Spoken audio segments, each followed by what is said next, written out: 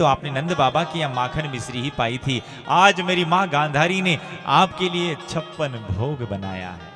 और जो ही कहा कि आपके लिए 56 भोग बनाया है, आज द्वारिकाधीश भगवान कृष्ण मंद मंद मुस्कुराने लगे और मुस्कुराते मुस्कुराते कहने लगे, अरे दुर्योधन, कौन कहता है कि तुम दुर्योधन हो? अरे तुम तो सुयोधन हो। लेकिन दुर्योधन, कोई व्यक्ति किसी के यहाँ 3 कारणों से ही भोजन करता है। पहला, अभाव में, अगर खूब भूख लगी हो ना और कोई मनवार कर ले, भैया भोजन पालो, तो हम सारी बात को छोड़कर उसके यहाँ भोजन कर लेंगे। तो पहला तो अभाव में भोजन किया जाता है और दूसरा प्रभाव में भोजन किया जाता है। अगर भोजन कराने वाले का प्रभाव हो, कोई एमएलए, एमपी, कोई बड़ा विधायक, बहुत बड़ी जो भी जिसका प्रभाव हो इस समाज में, वो आपके घर पर आकर निमंत्रण करे, निमंत्रण करके कहे कि भैया आपको हमारे यहाँ विवाह है या हमारे ये कार्यक्रम है, उसमें आपको आना है, तो हम उसके प्रभाव को देखकर हम उसके यहाँ भोजन करने जाएंगे। तो पहला अभाव में भोजन किया जाता है, दूसरा प्रभाव में भोजन किया जाता है और तीसरा, अगर भोजन कराने वाला बड़े भाव से अगर भोजन करा रहा हो ना, तो उसके यहाँ भोजन कर लेना चाहिए। तो दुर्योधन, ना मुझे कोई अभाव है कि मैं तेरे यहाँ भोजन करूं और ना तेरा ऐसा कोई प्रभाव है कि मैं तेरे यहाँ भोजन करूं, और भाव की तो तुझ में नितांत कमी है रे। अरे दुर्योधन, ना मैं अभाव में भोजन करता हूं, ना मैं प्रभाव में भोजन करता हूं, मैं तो केवल और केवल भक्त के भाव में भोजन करता हूं, भक्त के भाव में भोजन करता हूं। और भगवान ने कहा है कि भाव का भूखा हूं मैं, भाव ही सब सार है, भाव से मुझको भजे तो भव से बेड़ा पार है, भव से बेड़ा पार है। दुर्योधन, वैसे भी मेरे काका विदुर जी के यहाँ का मुझे निमंत्रण है। अब विदुर जी उस भरी सभा के भीतर बैठे हुए थे। विदुर जी ने सोच लिया, राम राम, मैंने कब निमंत्रण किया। अब विदुर जी भागे बाजार की तरफ, राम राम कन्हैया ना जाने कब आ जाए और घर में कोई व्यवस्था ही नहीं है। बस विदुर जी चले गए बाजार में। भगवान ने अपनी चरण पादुका एक तरफ उतारी और चरण पादुका एक तरफ उतार कर भगवान विदुर जी की उस कुटिया की तरफ बढ़ने लगे हैं।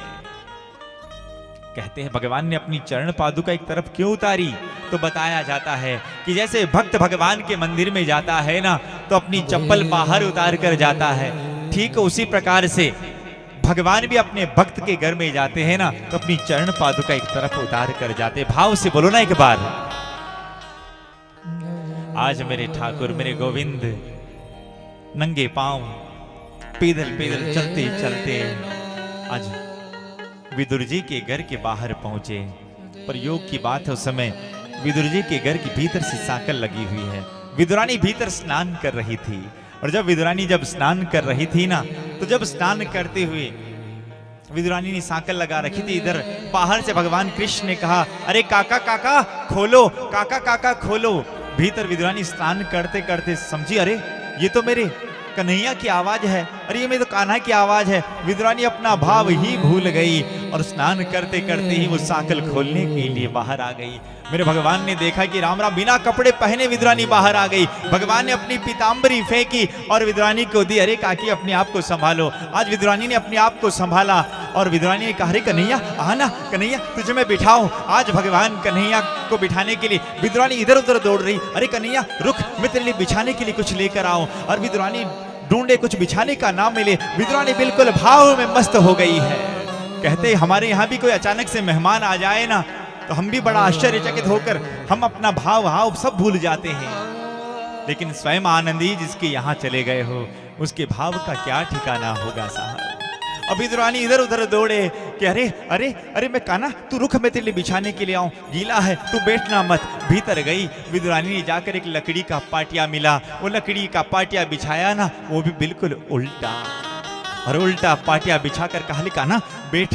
और भगवान भी विदुरानी के भाव में इतने मस्त हो रहे हैं, उस उल्टे पाटिये पर बैठ गए। और बैठने के बाद मेरे द्वारिकाधीश भगवान कृष्ण ने अपने पेट पर हाथ घुमाते घुमाते कहा, काकी काकी एक बात बोलूं, बड़ी जोर से भूख लगी है, कुछ खाने को हो तो दो ना।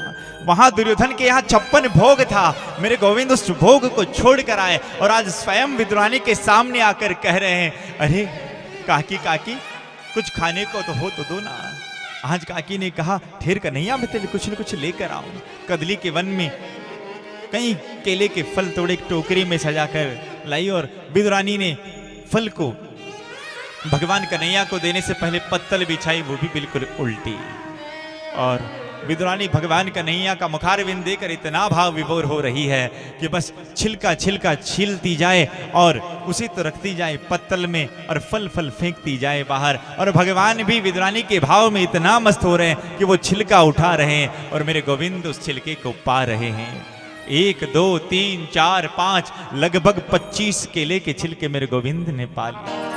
और इधर विदुर जी बाजार से कुछ लेकर आए और विदुर जी ने आकर कहा, अरे सुनती हो, द्वारिकाधीश भगवान कृष्ण ने पूरी भरी सभा के भीतर कहा कि मैं विदुर जी के यहां जाऊंगा। और इधर जो ही कहा कि जाऊंगा और कन्हैया सामने बैठे हुए केले का छिलका पा रहे हैं, विदुरानी का जाऊंगा कि कब के पधार गए।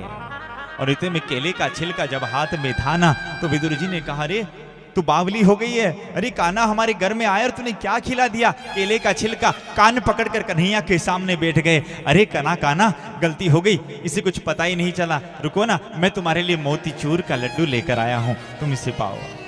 और मोतीचूर का लड्डू पाते पाते आज मेरे गोविंद ने कहा, काका सच्चे हृदय से एक बात कहूं? हाँ कहो ना गोविंद, मैं सच्ची कह रहा हूं, जो स्वाद विदुरानी के उस छिलके में आया है, वो स्वाद तुम्हारे लड्डुओं में नहीं है काका। शिव भाव से बोलो ना एक बार, क्योंकि